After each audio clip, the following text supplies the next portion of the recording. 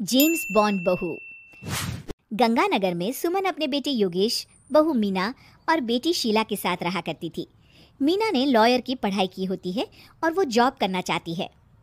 सुनो जी, मुझे एक डिटेक्टिव एजेंट के यहाँ जॉब मिल रही है। जॉब? वो भी डिटेक्टिव का?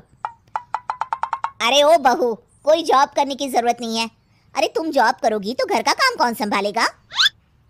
मीना घर के कामकाज पर ही ध्यान देने लगती है। सुमन भी उसे काम पर लगाए ही रखती है।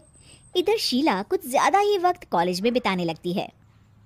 अरे इतनी रात हो गई, कहाँ थी तुम बेटा अब तक? फोन भी नहीं लग रहा था तुम्हारा।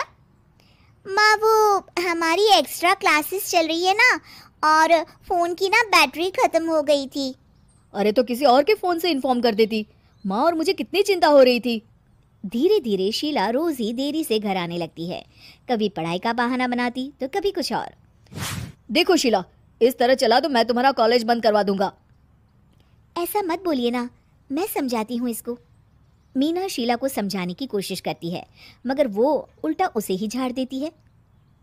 शीला, इस तरह घर रोज लेट आना अच्छी बात नहीं है।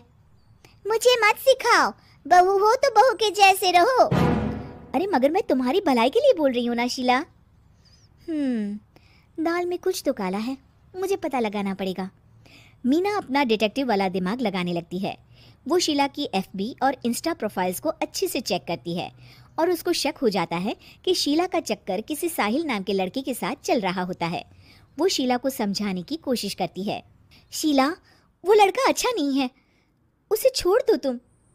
मेरे मामले में ज्यादा घुसने की कोशिश मत करो, वैसे भी मैं उसको भैया और माँ से मिलाने ही वाली थी। हाँ।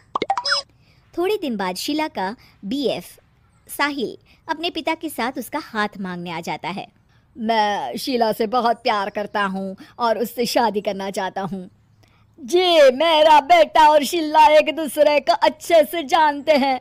मेरा बेटा बहुत ही जल्द दुबई काम के लिए जाने वाला है। दुबई? हाँ, मेरी नौकरी लग गई है वहाँ। अगर आप लोगों को ऐतराज ना हो तो हम इन दोनों का रिश्ता कर देते हैं। सीमा दुबई का नाम सुनकर प्रभावित हो जाती है और योगेश से सलाह मशवरा करके रिश्ते के लिए हाँ बोल देती है। अजी, अब जब बच्चों ने एक दूसरे को पसंद कर लिया है तो हम कौन होते हैं मना करने वाले?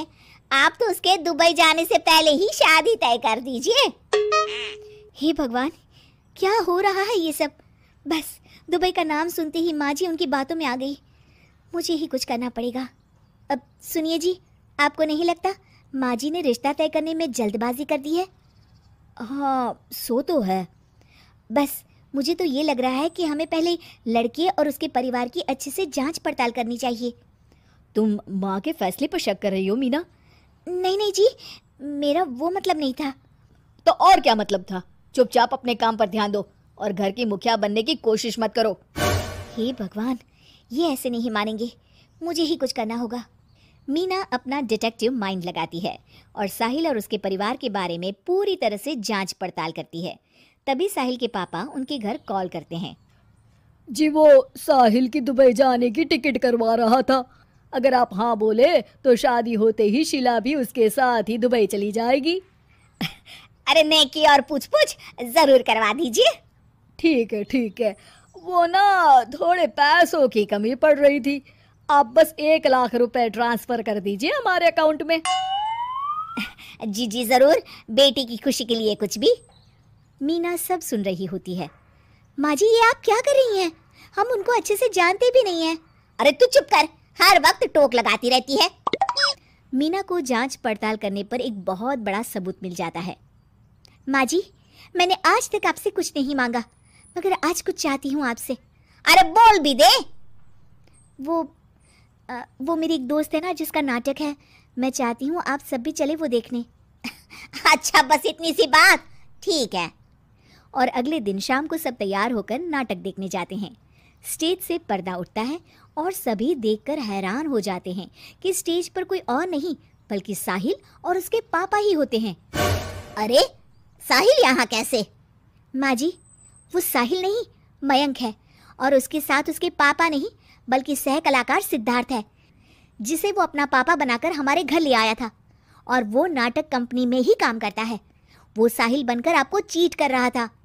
हे भगवान! अरे अरे ये सब क्या है? माँ जी, इतने दिनों से दोनों का पता लगा रही थी मैं, तब मुझे इन सब बातों का पता चला। हमें माफ कर दो मीना, हमने हमेशा ही तुम्हारी बातों पर ध्यान नहीं दिया और तुमको नीचा दिखाया। आई एम सॉरी भाभी।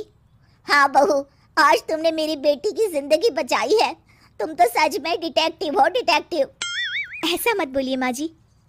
अरे नहीं बेटा, हम लोग हमेशा बेटी और बहू में अंतर करते थे, मगर अब से ऐसा नहीं होगा। अब से तू अपने पसंद की जॉब करेगी और एक डिटेक्टिव बनेगी, हमारी बहू जेम्स बॉन्ड।